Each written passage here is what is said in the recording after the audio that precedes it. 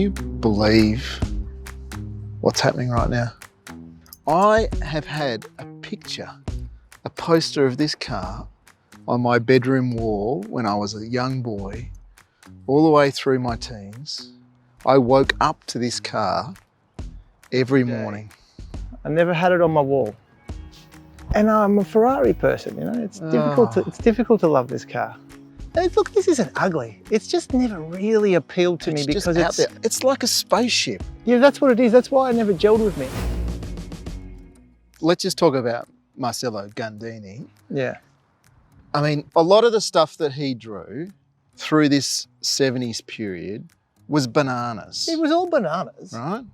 It wasn't the greatest Italian stuff in the whole world, though. Yeah, but in that era, think about most of the iconic Italian cars. Yeah. Marcello Gandini designed them. Didn't design the Dino. Other than Ferrari stuff. Okay, he designed Alfa Romeo, he designed Lancia, yeah. He designed Lamborghini. This is an important and exciting car to me for one really big reason. It's that of all of that prototype culture that came out of the 70s, all of those really, really great running prototypes, awesome drivable prototypes that you could drive into the motor show. Correct. This was probably the one that got closest to production. This was the prototype that actually turned into a production car. And this is the first production car that had scissor doors. Yeah, mate, people are going to have to see you getting out of this thing. You have but to this be is not for watched normal getting out people. of this. Today is going to be the date that you either realised it was all the right idea or it was all the wrong idea. This is true. This is true. I've got to I think we should rip it off like a Band-Aid. I think we should try. I've got to I get think in you've it. got to, you got to get in. You got to do it. See what it's like. Yeah. Just a minute, Benny. Hang on. No. Oh yeah, there you go. Yep, got it. Good. Oh, look at that door. All right.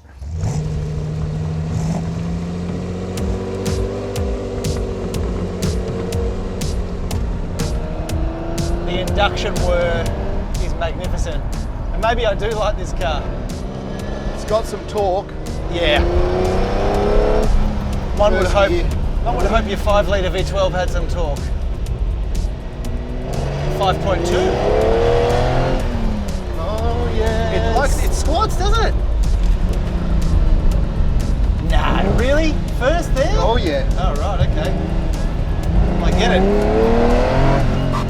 Hey, you watching YouTube, if you like what you see, like and subscribe.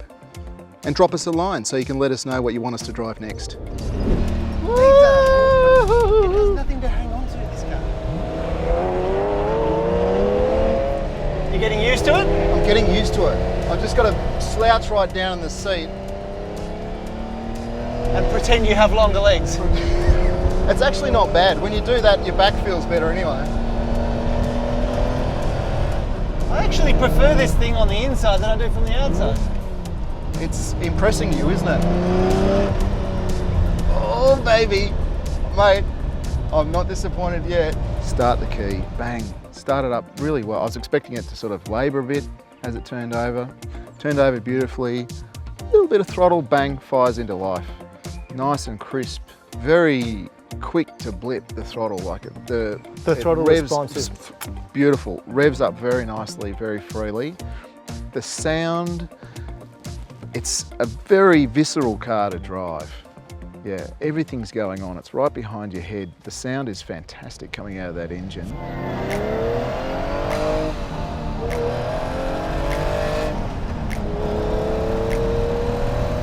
How's this for a overlap of technology? This is a 4-valve engine, right? Yeah. But it's got carbies. QV, Quattro Valvo. I know what it stands for, but I'm saying, how many 4-valve engines can you think of that still had carburetors? Yeah, not many. Can't be many. There can't be any. The clutch is not too heavy, which you'd expect, seeing that the whole story about Ferruccio Lamborghini starting his own car company was surrounding the clutch on his Ferrari at the time. Yeah. What, the clutch was too heavy? Well, he had a lot of issues with the clutch in his Ferrari, and he would take it back and they'd fix it, and he'd take it back and they'd fix it. So he got jack of this, and he said to old man Ferrari, look, I'll let you know about these issues with your car, and in typical Ferrari fashion, didn't really want to hear it and dismissed him straight away like this, you know. And I think that was the moment That was the tipping point. he said, well, I'm a good engineer, I'm going to make my own car. It's cumbersome, it's hard work, you really have to manhandle it, there's no question about that. But, you know, like, if you treat it with a bit of roughness, It responds to it you. responds to you.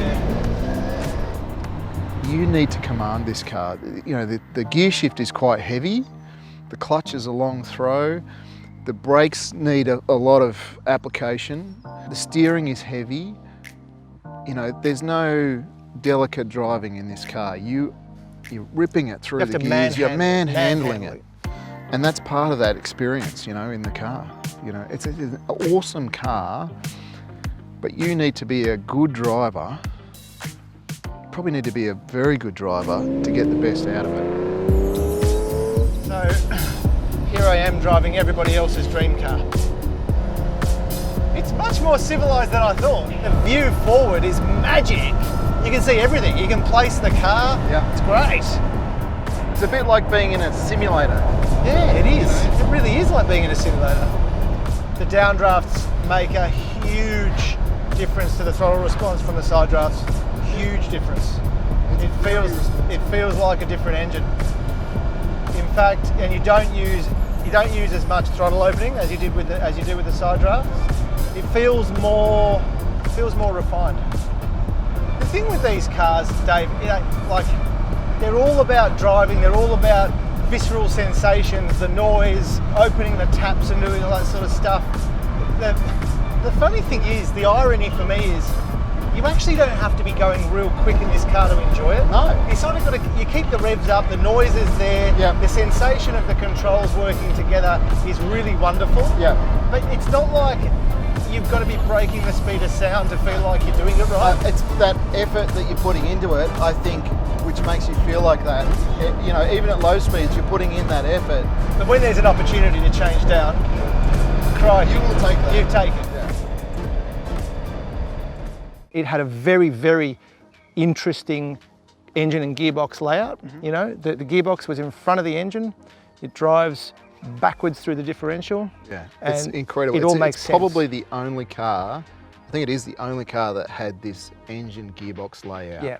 The engine sits behind you, the gearbox sits right next to you.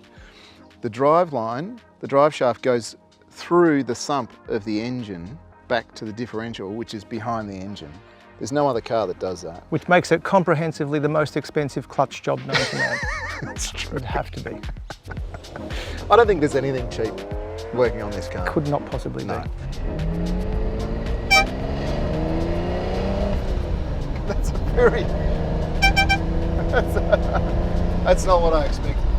From a horn from an Italian car, air horns. Is it like the beep, beep, beep, beep?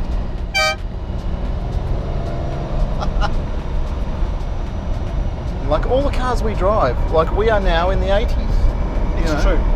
This is the 80s. The wing's a funny one, isn't it? Because, you know, this car looks really aerodynamic, It's not. but it's not. That wing does nothing. The wing the does- end plates yeah. on the wing. No. The air would spill over the sides of the end plates like that, which means it's not doing anything. No, that wing does nothing but slow it down at speed. With the wing on it, it does like 11 or 14 miles an hour slower at top speed. But, you know, people wanted it because it looked cool. Of course. I came from this thought process where I could never reconcile a company that made cars of that ilk with no racing program. It didn't make sense. So I was a child of Ferrari. And that meant to me that when this car came out, when the Countach was a contemporary model when I was a child, the cars that really excited me were the Ferrari Boxer and then later the Testarossa. And they were different, they were far more civilized things, right? They were way more civilized. We're not, But I'm getting too intellectual about it. that's the way I thought. But not every car can have a racing pedigree. Not every manufacturer can have a... Lamborghini started in the 60s. Yeah. You know? So, I know. like, he just went straight into building a fantastic car. I didn't come into this as excited as Dave, but that's okay because I came out of it, if not as excited, definitely converted as to what sort of a car it is. I kind of always regarded Countachs and the people that drove them to be posers, strangely. But the thing is, the reality is that you couldn't actually have a Countach and be a poser. It'd be impossible because you wouldn't be able to fulfill both roles. You have to actually pay attention to the controls and manhandle them and make sure that you're in charge of the car. And that would completely underwrite the ability to pose for anyone. I was hoping it was gonna make my day. It's made my lifetime. The time from when I put that poster up on the wall to now, it's made it all worthwhile. Everything I've done with cars in my life, I had an awesome time.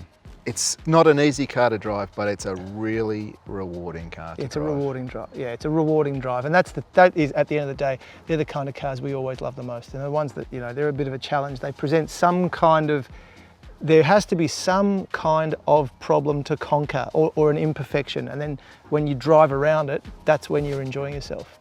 It's a motorist car. It definitely is a motorist car. Yeah, 100%.